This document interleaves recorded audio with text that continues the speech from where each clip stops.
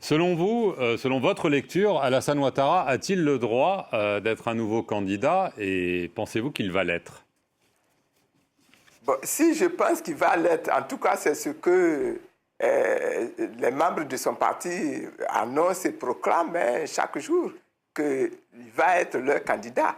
Maintenant, est-ce qu'il a le droit d'être candidat? J'ai dit, si nous regardons nos textes, il n'avait déjà pas le droit d'être candidat en 2020. Alors aujourd'hui, il en a encore moins de droits. Mais bon, est-ce que nos textes sont respectés? Voilà la grande question. Maintenant, analysons les propos de Simone Gbagbo.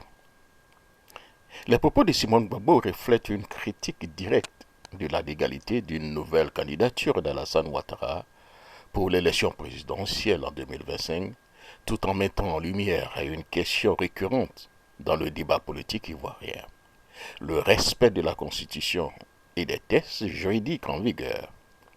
Voici une analyse donc des différentes dimensions de ces propos, ainsi que donc les potentielles conséquences d'une candidature jugée illégale.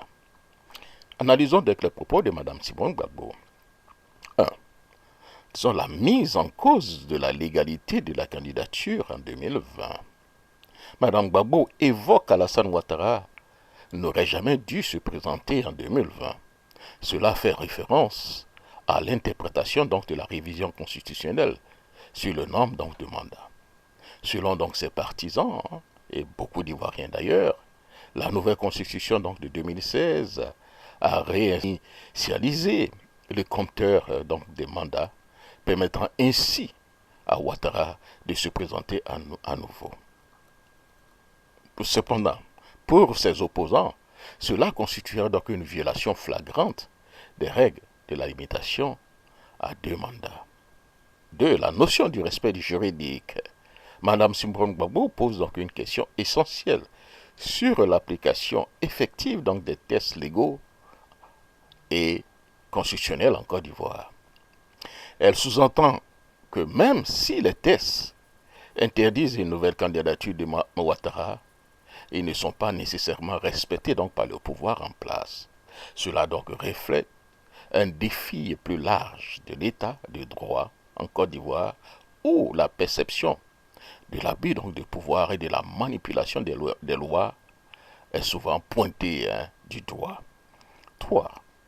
Parlons donc de la crédibilité du RHDP et la préparation des élections 2025. En mentionnant que les membres du RHDP, Rassemblement des oufouettistes pour la démocratie et la paix, proclament chaque jour la candidature de M. Ouattara, Simone Gbagbo semble dénoncer donc un manque de renouvellement donc au sein du parti.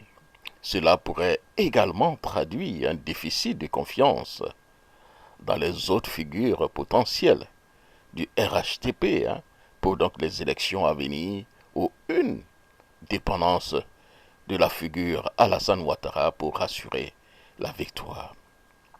Alors, chers amis, parlons donc des conséquences d'une candidature illégale, abusive de M. Ouattara en 2025. 1. Instabilité politique et sociale accrue. Si Ouattara décide donc de briguer à nouveau donc un mandat malgré les critiques internes et externes, cela pourrait donc provoquer une montée donc de tension. La Côte d'Ivoire déjà marquée par des violences post-électorales en 2010 et par donc les manifestations en 2020 contre la candidature donc de Ouattara. Une nouvelle candidature jugée donc illégitime pourrait relancer les frustrations et conduire à des troubles sociaux, voire à une instabilité politique importante. 2. Affaiblissement donc des institutions. Une telle candidature pourrait accentuer la perception que les institutions ivoiriennes, y compris le Conseil constitutionnel, sont au service du pouvoir en place.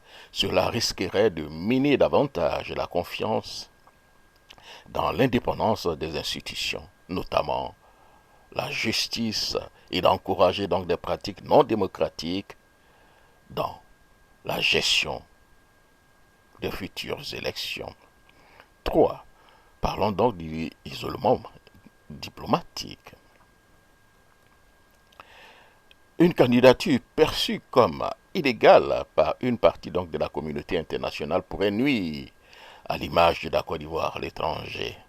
Bien que M. Ouattara ait pu maintenir des relations stables avec plusieurs partenaires internationaux jusqu'à présent, un nouvel acte perçu comme une violation des principes démocratiques pourrait donc entraîner une réévaluation de ces relations, notamment au niveau donc des bailleurs de fonds et des institutions multilatérales. 4. Renforcement donc de l'opposition. Une telle situation pourrait unifier et galvaniser donc l'opposition ivoirienne qui verrait là une opportunité de mobiliser la population autour donc du respect donc des principes démocratiques, surtout que la candidature jusqu'à présent de M. Laurent Gbagbo, tout accepté, celle de Blé Goudé et de Soro Guillaume. Une candidature de M. Ouattara serait donc perçue comme une violation de beaucoup de tests. Des figures comme Simone Gbagbo ou Laurent Gbagbo, ainsi que d'autres leaders de l'opposition, pourraient donc en profiter pour intensifier donc leur discours contre le régime en place et renforcer donc l'alliance stratégique en vue de 2025. En conclusion, les propos de Simone Gbagbo sont donc une mise en garde contre des risques d'un abus donc de pouvoir qui pourrait donc mener à une déstabilisation sociale, institutionnelle et politique en Côte d'Ivoire, alors que donc la légitimité et le respect donc des lois demeurent un enjeu central pour l'avenir du pays. Souvenez-vous, quand le président Soudiam Thiam parlait donc des trous, de ne pas creuser des trous, il faisait un peu allusion à ça.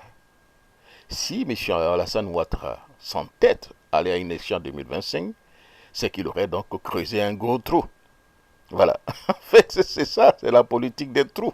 Voilà. Creuser un gros trou, et cela donc pourrait donc conduire à une instabilité totale.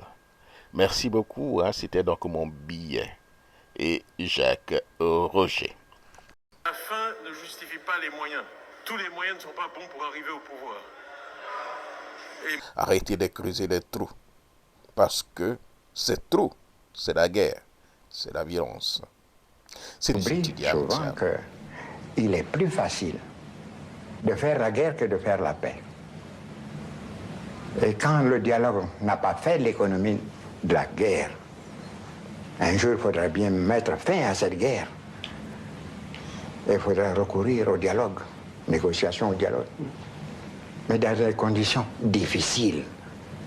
Après des destructions de tant de vies humaines, de biens matériels, il y a une citadelle de méfiance qui s'installe, difficile à démolir. C'est pourquoi nous avons préféré, nous, le dialogue que nous considérons comme l'arme des forts. Et pour l'Afrique, c'est très important, la paix. C'est l'indispensable. C'est le préalable à tout développement harmonieux de l'Afrique.